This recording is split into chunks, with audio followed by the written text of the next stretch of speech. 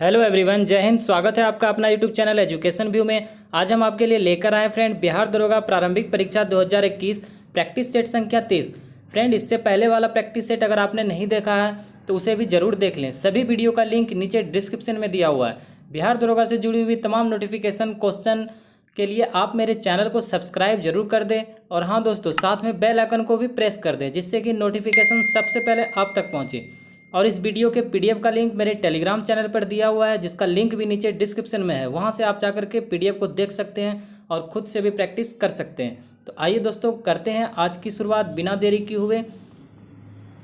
तो फ्रेंड्स, सबसे पहले फर्स्ट क्वेश्चन की बात करते हैं। फर्स्ट क्वेश्चन कहता है फ्रेंड कि भारतीय उपमहाद्वीप के अंतर्गत कुल कितने देश आते हैं। भारतीय उपमहाद्वीप के अंतर्गत कुल कितने देश आते हैं? तो इसका राइट आंसर हो जाएगा फ्रेंड 5।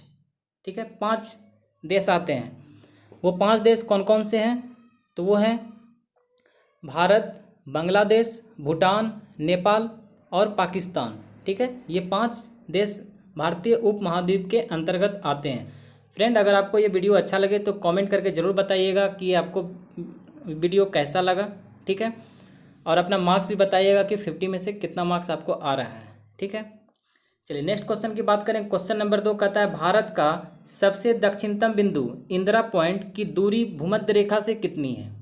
ठीक है, भारत का जो सबसे दक्षिणतम बिंदु है इंदिरा पॉइंट जिसे कहते हैं, उसकी दूरी भूमध्य रेखा से कितनी है। तो फ्रेंड, अगर मैं बता दूं आपको कि इसकी दूरी है 876 किलोमीटर। 876 किलोमीटर इसका सही आंसर है। भारत का सबसे दक्षिणतम बिंदु इंदिरा पॉइंट, इस बिंदु को पहले पिग्मेलियन पॉइंट के नाम से भी जाना जाता है। याद रखिएगा, इंदिरा पॉइंट को पिग्मेलियन पॉइंट के नाम से भी जाना जाता था। इस बिंदु की भूमध्य रेखा से लंबाई 876 किलोमीटर है। चलिए नेक्स्ट क्वेश्चन की बात कर लें। नेक्स्ट क्वेश्चन कहता है विश्व प्रसिद्ध सांगला घाटी किस राज्य में स्थित है। सांगला घाटी किस राज्य में स्थित है? तो फ्रेंड, इसका सही जवाब हो जाएगा हिमाचल प्रदेश। ठीक है, सांगला घाटी हिमाचल प्रदेश में स्थित है। इस घाटी को वास्पा घाटी के नाम से भी जाना जाता है। ठीक है, सांगला घाटी को वास्पा घाटी के नाम से भी जानते हैं। यह चारों ओर से पर्वतीय चोटी से घिरा हुआ है। ठीक है, क्लियर है क्वेश्चन। चलिए नेक्स्ट क्वेश्चन की बात कर लें। क्वेश्चन नंबर 4, निम्नलिखित में से कौन कुमायूं हिमालय की सबसे ऊंची चोटी है। कुमायूं हिमालय की सबसे ऊंची चोटी कौन सा है? तो फ्रेंड, इसका सही जवाब हो जाएगा सबसे ऊंची चोटी है नंदा देवी। ठीक है, नंदा देवी जो भारत की तीसरी सबसे सर्वोच्च चोटी है। ये नंदा देवी जो है भारत की तीसरी सबसे सर्वोच्च चोटी है। यह भारतीय राज्य उत्तराखंड में स्थित है। यह भी ध्यान में रखिएगा कि नंदा देवी उत्तराखंड में स्थित है और यह तीसरी सबसे ऊंची चोटी है। चलिए नेक्स्ट क्वेश्चन की बात कर लें। तो अरुणाचल प्रदेश के उत्तर पश्चिमी भाग में स्थित दर्रा कौन सा है? निम्न में से कौन सा है जो कि अरुणाचल प्रदेश के उत्तर पश्चिम भाग में स्थित है? ठीक है, तो ऑप्शन के अकॉर्डिंग बोमडीला हो जाएगा। बोमडीला दर्रा अरुणाचल प्रदेश के उत्तर पश्चिम भाग में स्थित है। ठीक है, यह दर्रा अरुणाचल प्रदेश को तिब्बत की राजधानी जो लहासा है उससे जोड़ता है। ठीक है, बोमडीला दर्रा तिब्बत की राजधानी लहासा से जोड़ता है अरुणाचल प्रदेश को। ठीक है, चलिए आगे बात कर लें। तो क्वेश्चन नंबर 6, कोपेन की योजना के अनुसार भारत के कोरोमंडल तट को किस वर्ण संकेत द्वारा प्रदर्शित किया जाता है? ठीक है, तो इसका सही जवाब हो जाएगा AS। AS से प्रदर्शित किया जाता है। नेक्स्ट क्वेश्चन की बात करते हैं। क्वेश्चन नंबर 7, वन रिपोर्ट 2019 के अनुसार देश में सर्वाधिक वन क्षेत्र किस राज्य में है? तो सर्वाधिक वन क्षेत्र अगर बात करें ऑप्शन से तो मध्य प्रदेश में सर्वाधिक वन क्षेत्र शामिल है। ठीक है, नेक्स्ट क्वेश्चन की बात करें तो भारत में वन महोत्सव की शुरुआत किस वर्ष की गई थी? तो भारत में वन महोत्सव की शुरुआत किया था फ्रेंड 1950 ईस्वी में। ठीक है, 1950 इसका करेक्ट आंसर हो जाएगा। नेक्स्ट क्वेश्चन की बात करें। क्वेश्चन नंबर 9, ब्रह्मणी निम्नलिखित में से किसकी सहायक नदी है? ब्रह्मणी, ठीक है, तो ये हो जाएगा महानदी की सहायक नदी है। ठीक है, ब्रह्मणी और वैतरणी महानदी की सहायक नदियां हैं। ठीक है, महानदी का जो उद्गम है वो छत्तीसगढ़ राज्य में सिंहवा क्षेत्र से होता है। ठीक है, और यह भारत बंगाल के खाड़ी में जाकर गिर जाता है। तो ये क्वेश्चन क्लियर हो गया।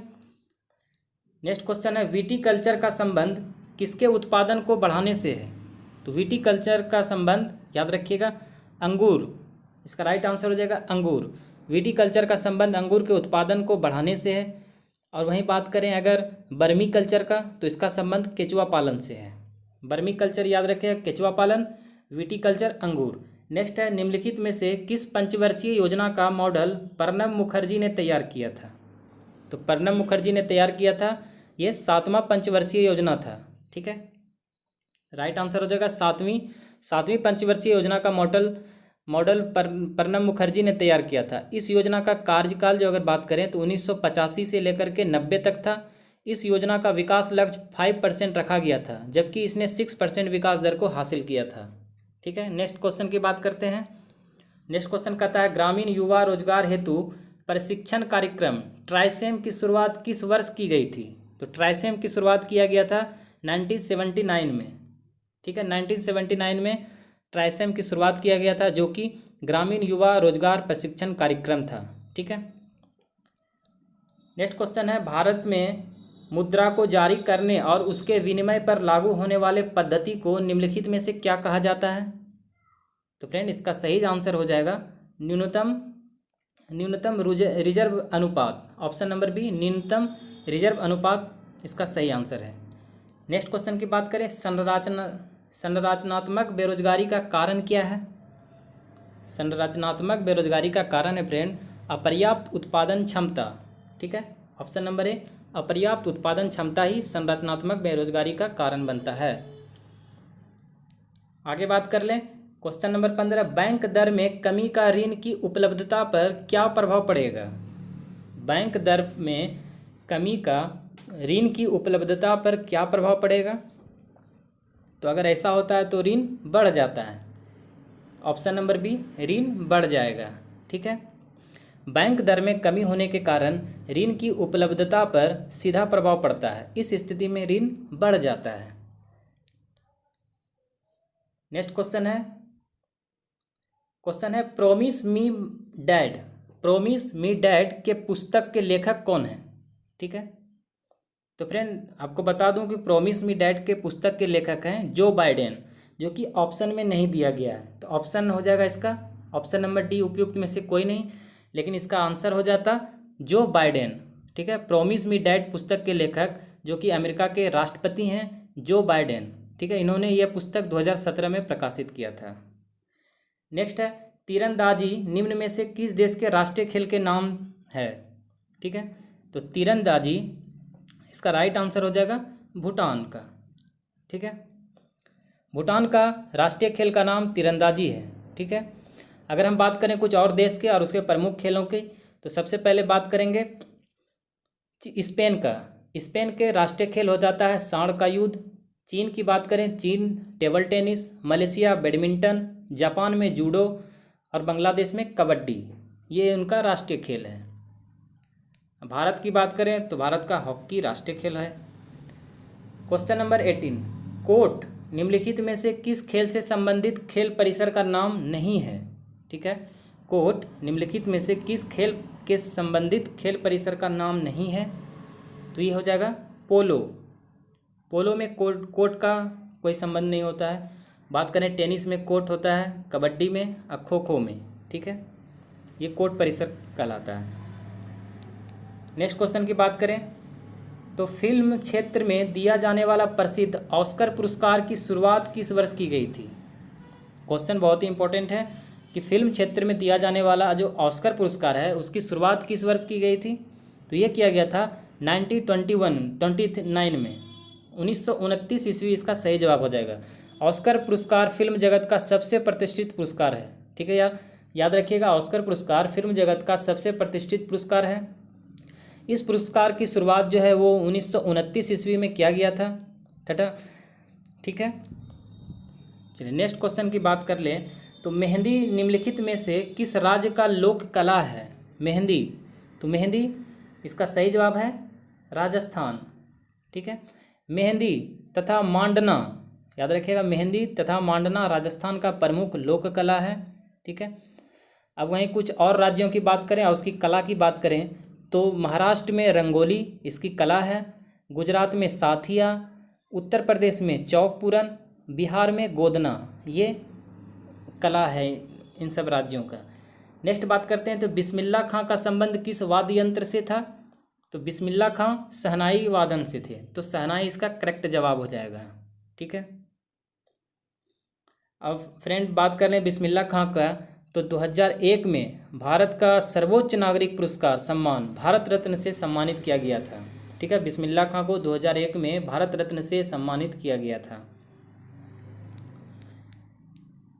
नेक्स्ट क्वेश्चन है, भारतीय थल सेना के पूर्वी कमांड का मुख्यालय कहाँ स्थित है? तो पूर्वी कमांड का मुख्यालय स्थित है फ्रेंड कोलकाता में। ठीक है। कोलकाता इसका करेक्ट आंसर हो जाएगा। नेक्स्ट क्वेश्चन की बात करें तो विश्व आदिवासी दिवस प्रतिवर्ष किस तिथि को मनाया जाता है? आदिवासी दिवस कब मनाया जाता है? तो 9 अगस्त, 9 अगस्त इसका सही आंसर हो जाएगा। नेक्स्ट क्वेश्चन है, संयुक्त राष्ट्र शरणार्थी उच्चायोग UNHCR का मुख्यालय कहाँ स्थित है? संयुक्त राष्ट्र शरणार्थी उच्च आयोग, तो इसका राइट आंसर हो जाएगा जेनेवा में। ठीक है। जेनेवा में इसका मुख्यालय स्थित है और इसकी स्थापना की बात करें तो 1950 ईस्वी में इसकी स्थापना हुआ था UNHCR का।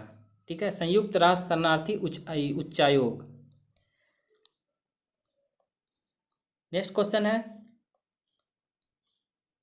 मेनरहीम रेखा किन दो देशों के मध्य अंतर्राष्ट्रीय सीमा रेखा बनाता है? ये बनाता है रूस और फिनलैंड के बीच। रूस और फिनलैंड इसका करेक्ट आंसर है, option number C. Next question है फ्रेंड कि वर्ष 1997 ईस्वी में विश्व पर्यावरण सम्मेलन का आयोजन कहाँ किया गया था? 1997 ईस्वी में विश्व पर्यावरण सम्मेलन का आयोजन कहाँ किया गया था? ये किया गया था क्योटो में। क्योटो इसका सही आंसर हो जाएगा। ठीक है।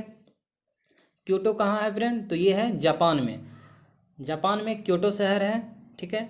यहीं पर विश्व पर्यावरण सम्मेलन का आयोजन किया गया था। ठीक है। और इसी सम्मेलन में क्योटो प्रोटोकॉल को अपनाया भी गया था। चलिए आगे बात कर लें तो ओजोन परत मुख्यतः कहाँ स्थित है? ओजोन परत स्थित है स्ट्रेटोस्फीयर में। स्ट्रेटोस्फीयर इसका करेक्ट आंसर हो जाएगा। ठीक है। जिसे कि समताप मंडल के नाम से भी जानते हैं। स्ट्रेटोस्फीयर को समताप मंडल के नाम से जानते हैं। ठीक है। और यह जो परत है सूर्य की हानिकारक परावैंगनिक किरणों को पृथ्वी पर आने से रोकता भी है। ठीक है। चलिए आगे बात कर लेते हैं। क्वेश्चन नंबर 28 कहता है, राष्ट्रीय वन नीति 1952 के अनुसार कौन सा वन संवर्ग नहीं है? ठीक है।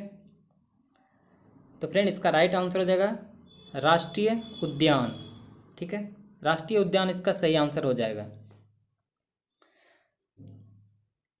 चलिए आगे बात कर लें तो निम्नलिखित में कौन सही सुमेलित नहीं है?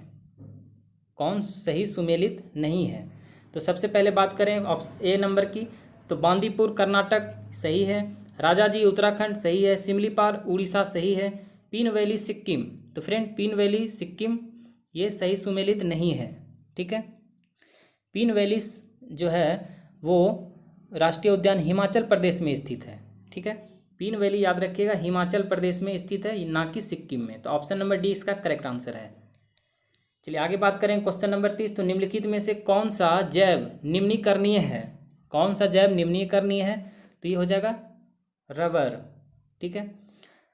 तो वे पदार्थ जो जैविक प्रक्रम द्वारा अपघटित हो जाते हैं जैव निम्नीकरण कहलाते हैं। ठीक है। इसका डिफिनेशन याद रखिएगा जैव निम्नीकरण का, कि वैसे पदार्थ जो जैविक प्रक्रम द्वारा अपघटित हो जाते हैं जैव निम्नीकरणीय कहलाते हैं। ठीक है। इसलिए रबर जैव निम्नीकरणीय पदार्थ हैं।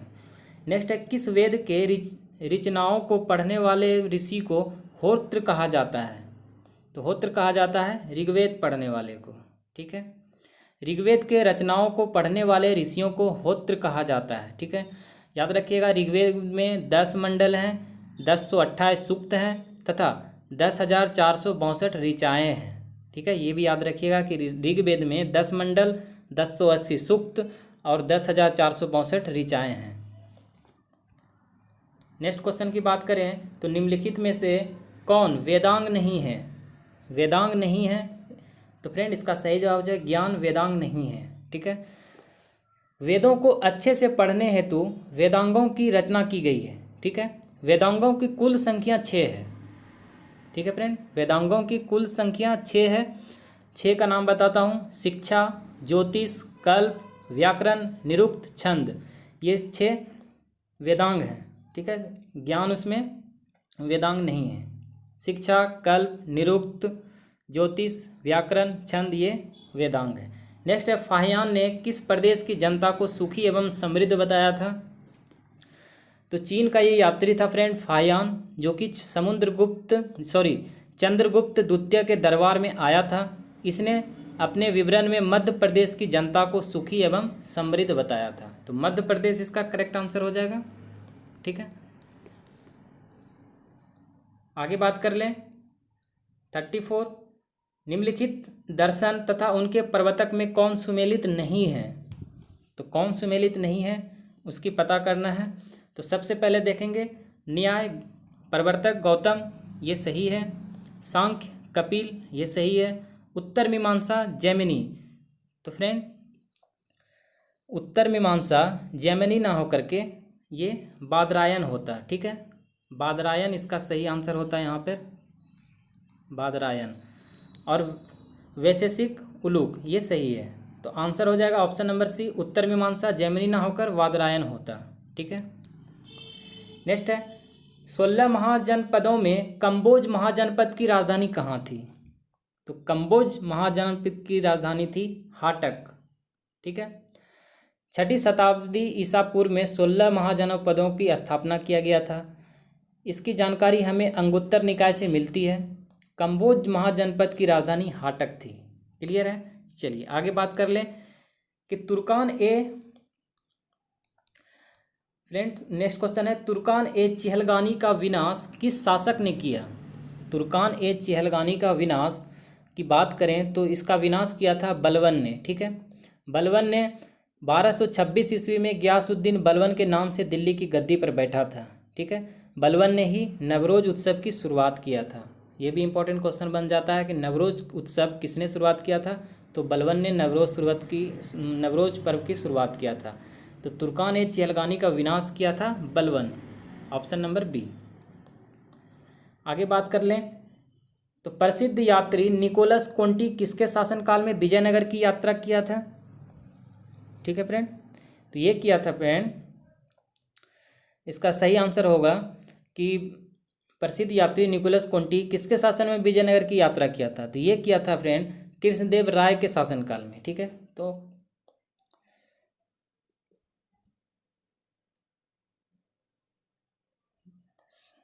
इसका राइट आंसर हो जाएगा कृष्णदेव राय।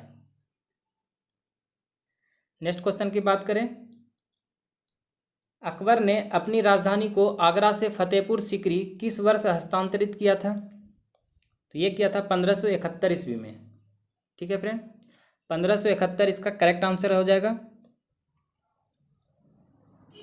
नेक्स्ट क्वेश्चन की बात करें तो झलकी की संधि निम्न में से किनके मध्य हुई थी?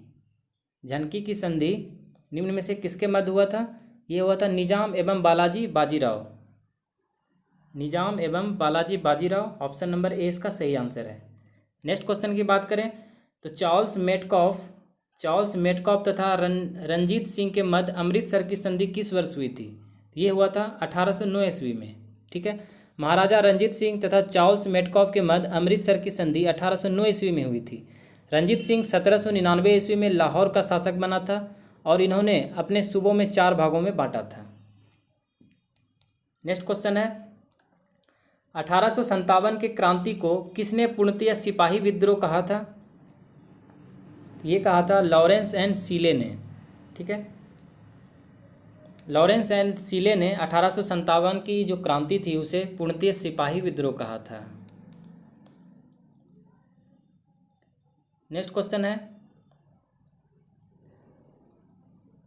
फरायजी आंदोलन का नेतृत्व किसने किया था?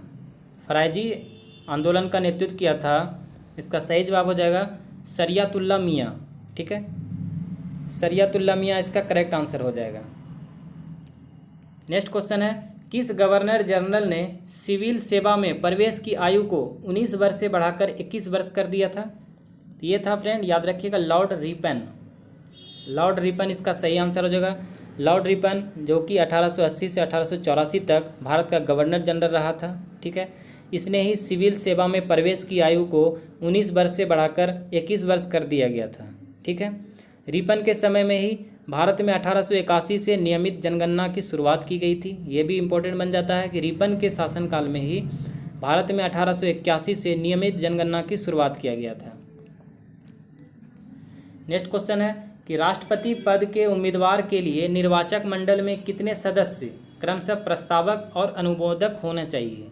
ठीक है, तो राष्ट्रपति के निर्वाचन के लिए फ्रेंड याद रखिएगा कि 50 प्रस्तावक और 50 अनुमोदक होते हैं, तो 50-50 इसका रेशियो है। ठीक है, नेक्स्ट क्वेश्चन है, जनसंख्या नियंत्रण निम्न में से किस सूची का विषय है? तो जनसंख्या नियंत्रण समवर्ती सूची का विषय है। ठीक है, समवर्ती सूची इसका करेक्ट आंसर हो जाएगा। जनसंख्या नियंत्रण समवर्ती सूची का विषय है। समवर्ती सूची पर कानून बनाने का अधिकार संसद तथा राज्य के विधानमंडल दोनों का है। अगर वर्तमान में बात करें तो समवर्ती सूची की संख्या कितनी है? तो 52 है। 52 विषय हैं समवर्ती सूची में। नेक्स्ट क्वेश्चन की बात करें, नेक्स्ट क्वेश्चन कहता है, परिसीमन आयोग 2002 के अनुसार अनुसूचित जातियों के लिए लोकसभा में आरक्षित सीटों की संख्या कितनी है? तो परिसीमन आयोग जो कि 2002 के सिफारिश के अनुसार लोकसभा में अनुसूचित जातियों के लिए आरक्षित सीटों की संख्या 84 है। ठीक है, 84 अनुसूचित जाति के लिए है। ठीक है, जबकि अगर हम बात करें अनुसूचित जनजाति के लिए तो अनुसूचित जनजाति के लिए 47 है, एसटी के लिए 47, एससी के लिए 84। ठीक है फ्रेंड, क्लियर है ये क्वेश्चन। चलिए आगे बात करते हैं। नेक्स्ट क्वेश्चन कहता है, प्राक्कलन समिति के सदस्यों का कार्य अवधि होता है? तो प्राक्कलन समिति के सदस्यों का कार्यकाल जो होता है वो याद रखिएगा ओनली 1 वर्ष के लिए होता है। ठीक है, 1 वर्ष के लिए होता है और इसका 1 मई से लेकर के 30 अप्रैल तक होता है। तो मई से लेकर के अप्रैल तक इसका कार्य अवधि होता है। ठीक है, इस समिति में याद रखिएगा लोकसभा के 30 सदस्य होते हैं। ठीक है, और इसमें राज्यसभा के सदस्यों को शामिल नहीं किया जाता है। प्राक्कलन समिति में सिर्फ लोकसभा के 30 सदस्य होते हैं, राज्यसभा के सदस्य इसमें शामिल नहीं होते हैं और इसका 1 वर्ष का कार्यकाल होता है और ये मई से अप्रैल के बीच इसका कार्य अवधि होता है। नेक्स्ट है, जवाहरलाल नेहरू ने संविधान सभा के समक्ष उद्देश्य प्रस्ताव को कब प्रस्तुत किया था? तो ये किया था संविधान सभा के समक्ष 13 दिसंबर 1946 ईस्वी को पंडित जवाहरलाल नेहरू ने उद्देश्य प्रस्ताव को प्रस्तुत किया था। ठीक है, तो राइट आंसर हो जाएगा इसका ऑप्शन नंबर सी, 13 दिसंबर 1946 को। ठीक है, जिसे कि 22 जनवरी 1947 को स्वीकार किया गया था। आगे बात करेंगे, स्वतंत्र भारत के पहले वित्त मंत्री कौन थे? तो स्वतंत्र भारत के पहले वित्त मंत्री थे R.K. शनमुगम शेट्टी। ठीक है, शनमुगम शेट्टी थे। इसका राइट आंसर हो जाएगा ऑप्शन नंबर सी। अब वहीं बात करें कैबिनेट मिशन के प्रस्ताव पर गठित अंतरिम मंत्रिमंडल में वित्त मंत्री लियाकत अली खां था। 50 नंबर क्वेश्चन कहता है, विधि निर्माण की प्रक्रिया भारतीय संविधान में किस देश के संविधान से लिया गया है? तो विधि निर्माण की प्रक्रिया भारतीय संविधान में ब्रिटेन के संविधान से लिया गया है। ठीक है, याद रखिएगा ये क्वेश्चन बहुत इंपॉर्टेंट इसलिए बन जाता है कि विधि निर्माण की प्रक्रिया जो है वो ब्रिटेन से लिया गया है। ठीक है, जबकि विधि द्वारा स्थापित प्रक्रिया ये जापान से लिया गया है। ठीक है, ये दोनों क्वेश्चन को याद रखिएगा कि विधि निर्माण की प्रक्रिया ये ब्रिटेन से लिया गया है। ठीक है, और विधि द्वारा स्थापित प्रक्रिया ये जापान से लिया गया है। विधि द्वारा स्थापित प्रक्रिया जापान से और विधि निर्माण की प्रक्रिया ब्रिटेन से। तो ऑप्शन नंबर डी इसका करेक्ट आंसर हो जाएगा। तो फ्रेंड ये था आज का अंतिम क्वेश्चन। तो कैसा आपको ये वीडियो लगा मुझे कमेंट करके बताइएगा ज़रूर, और वीडियो पसंद आया तो चैनल को सब्सक्राइब कर लीजिएगा। पीडीएफ को मेरे आप टेलीग्राम चैनल से देख सकते हैं। ठीक है, तो फ्रेंड फिर मिलते हैं अगले प्रैक्टिस सेट में नेक्स्ट प्रैक्टिस सेट के साथ। तब तक आप अपनी तैयारी को और भी अच्छे से करते रहिए। एग्ज़ाम की समय कुछ बहुत ही नज़दीक आने वाला है। तो फ्रेंड मेहनत करते रहिए। तब तक के लिए जय हिंद, जय भारत।